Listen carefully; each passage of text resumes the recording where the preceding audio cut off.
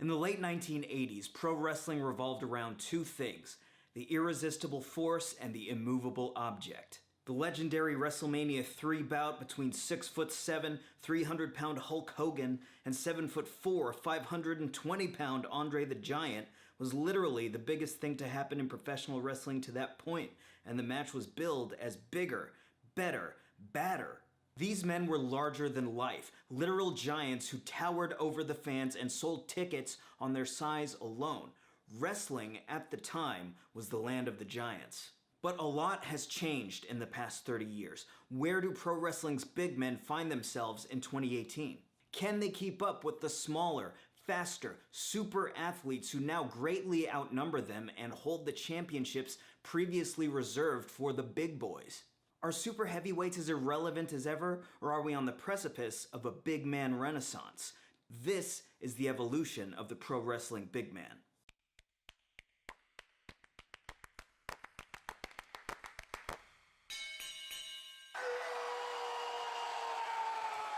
What's up everybody, I am Bernard Boo, this is WrestleBoo, and if you're feeling generous, give this video a like and give the channel a subscribe. Now, wrestling is all about spectacle. Fans pay hundreds of dollars for tickets, travel hundreds, if not thousands of miles, and brave congested arena parking lots, all because they want to see something spectacular. And to create that spectacle, today's big wrestling companies like WWE and New Japan Pro Wrestling utilize lavish sets and dazzling entrances, involving more LEDs and giant speakers and lasers than you can wrap your head around. And of course, the in-ring performers create spectacle as well. Today's pro wrestlers are lean, fast, world-class athletes who are capable of doing pretty much anything in that ring. So you've got fast-paced, hard-hitting in-ring action framed by the extravagance of a bleeding-edge audiovisual presentation. That is the key to the spectacle of professional wrestling in 2018. But in Hogan and Andre's day, it was up to the wrestlers and the wrestlers alone to create that spectacle. No flashy entrances, no LEDs, no HD graphics packages. It was all on the wrestlers and what they did in that ring. And the wrestlers of the 80s were a far cry from the cardio-crazy performers of today. They weren't doing flips, and they weren't even all that athletic. Remember, this was a time before CrossFit, before cryo chambers, before performance centers. But they didn't really need all that much athleticism back then to put butts in the seats. These were gigantic human beings bonking each other on the head. And for audiences back then, that was enough to whip them into a frenzy. Simply bearing witness to the size of these freakishly big dudes was engaging enough, so the stories they told in that ring didn't have to be all that complex. In fact, they were often stupid simple. And it was wonderful. When Andre the Giant had Hulk Hogan in a bear hug during their WrestleMania 3 match, 93,000 fans in the Pontiac Silverdome were screaming at the top of their lungs over a hug. And when Hulk Hogan finally fought back and eventually lifted Andre the Giant over his head and slammed that big bastard down, it sent shockwaves throughout that canvas, throughout the Pontiac Silverdome, throughout the world, and throughout time. To this day, this is considered one of the greatest moments in pro wrestling history. A body slam. But what made that simple move so special was that these two men were gigantic. It was the clash of the titans, an epic encounter between two Goliaths. Back then, size didn't just matter. Size was everything. But as we rolled into the 90s, there was a bit of a paradigm shift. These colossal kings of wrestling were usurped by two of the greatest in-ring performers to ever live, Bret Hitman Hart and the Heartbreak Kid, Shawn Michaels. Both men were around 6 feet tall, 230 pounds, and were considered very small in the pro wrestling land of giants at the time, but every time they stepped into that ring, it was pure magic. Bret was matching the popularity of big men like The Undertaker and Yokozuna, and Shawn's talent was eclipsing his skyscraper cohort, Diesel. The big guys frankly couldn't hold a candle to Bret and Shawn, whose in-ring work was so incredible that they became the top guys in the business. These smaller guys were outperforming the big guys, which really shook up the status quo. And in large part because of the high quality of these two men's work, the fans were starting to accept wrestling as predetermined and as an art form and a craft, at least subconsciously. This was a key turning point in the industry's timeline because it introduced the idea that wrestlers could draw big money without being 7-foot tall, oiled up brutes. Wrestlers were being judged on their talent. It was more of a meritocracy, which meant that the big guys couldn't skate by on their size alone. But with the dawn of the WWE's Attitude Era in the late 90s, the status quo changed yet again. This was a period of time in which the in-ring action took a bit of a back seat to shock value programming and outlandish characters like Stone Cold Steve Austin, The Rock, and Mankind. The industry started to gravitate towards bigger wrestlers again. Many of the main event spots went to giants like The Undertaker, Kane, The Big Show, Goldberg, and Kevin Nash, who had the size of their predecessors but were a bit more versatile and dynamic in the ring. Even the average-sized wrestlers of the time were big guys. You had Triple H, who's 6'4", 250 pounds, and The Rock, who's 6'5", 260. Business was booming, and big men were back on top. Then, in the early aughts, we transitioned into the WWE's Ruthless Aggression era, which was a bit of an experimental period. Fans again developed an appetite for high-quality in-ring action and began to clamor for talents like Eddie Guerrero, Kurt Angle, Chris Jericho, and Rey Mysterio.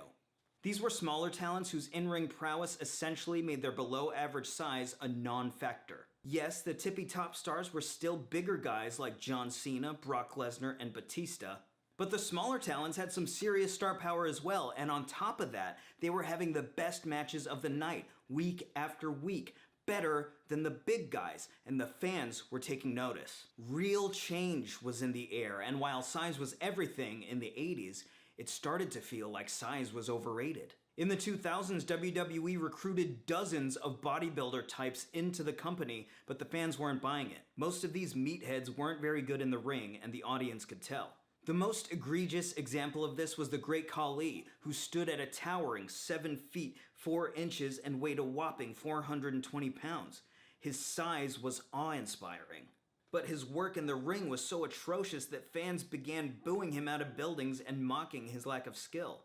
He was all show, no go, and became something of a joke. And as all these big guys were failing to connect with the fans, smaller, more athletic wrestlers became all the rage over the next several years. Maybe the most popular wrestler of the current era is Daniel Bryan, who measures in at only 5 feet 8 inches.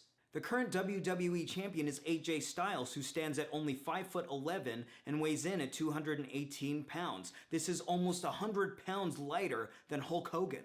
And yet, no one questions his status as a top guy, and no one even considers him undersized. He's the champ because he's a great wrestler.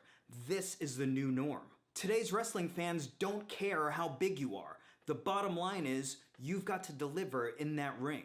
So, are big man wrestlers on the extinction list? I think most hardcore wrestling fans would say yes. They largely gravitate towards smaller, high-flying, or grappling-based wrestlers and consider big men to have inferior wrestling skills. This is where I break rank from my hardcore brethren. I vehemently disagree with this idea that big men are inferior wrestlers to high flyers and grapplers and indie wrestlers. This is absolutely not true, and I hate that this is the popular sentiment. I believe today's big men are fantastic wrestlers, period. They don't do 450 splashes, they don't do super kicks, and they don't do chain wrestling because they're speaking a different in-ring language. It wouldn't make sense for them to do flips and twisty submission counters even if they could. They flatten and clobber people because that's what's believable. Yes, wrestling is theater, but believability still plays a huge part in that equation. This isn't pure fantasy. That being said, today's big men are more than just lumbering monsters. They're more highly evolved versions of their giant forefathers. Luke Harper, for example, looks a lot like Bruiser Brody and is every bit as vicious, but he does some crazy athletic stuff in the ring that Brody would have never dreamed of doing.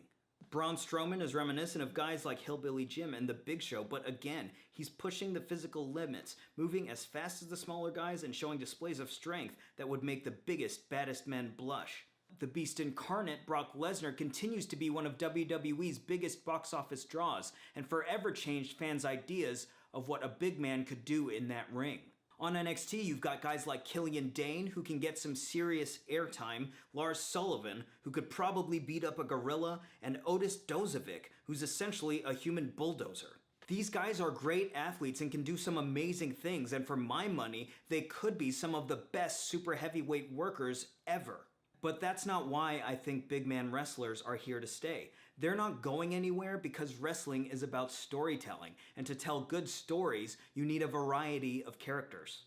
If the locker room was full of flippy guys and grapplers and indie guys, we'd be getting the same matches every single night, the same stories. We need David versus Goliath every once in a while. It's a classic story for a reason, and these big men help to give these wrestling shows shape and break the monotony of these programs, which can sometimes run from 5 to 7 hours long. The fact is, big men play an invaluable role in today's wrestling product, whether the fans like it or not. Does size matter in wrestling anymore? In a sense, I would say no. Today, whether you're a 185-pound cruiserweight or a 400-pound behemoth, the bottom line is, however you do it, you've got to move that crowd and get them invested emotionally. But size does matter in the fact that big men can do things and tell stories that the smaller wrestlers can't, and vice versa. You need a variety of body types in there to tell compelling stories. Hardcore and smart fans need to be more appreciative of the invaluable role big men play in the ever-evolving story of pro wrestling. Thank you guys so much for watching. I truly appreciate it. I had so much fun working on this one, I can't even tell you. If you had fun, hit that like button, hit that subscribe button, and maybe even share this video with a friend. Also, let me know what you guys think of big men in pro wrestling in the comments. Did I miss anything? Did I get anything wrong? I would love to hear from you. I am Bernard Boo, this is WrestleBoo, and I'll see you next time.